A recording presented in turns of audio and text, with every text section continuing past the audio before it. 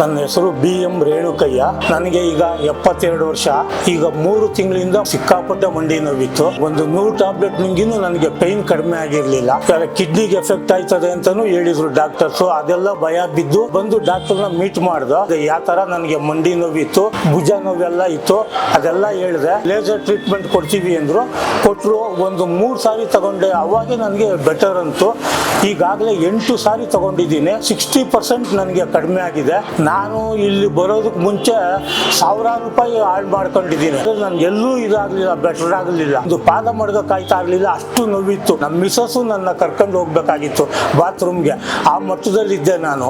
ಇವತ್ತು 8 ದಿವಸ ಟ್ರೀಟ್ಮೆಂಟ್ ತಗೊಂಡ್ಮೇಲೆ ನನಗೆ 60% ಬೆಟರ್ ಆಗಿದೆ. ನನ್ನ ಕೆಲಸ ನಾನೇ ಮಾಡ್ಕೊತಾ ಇದ್ದೀನಿ, ಓಡಾಡ್ತೀನಿ.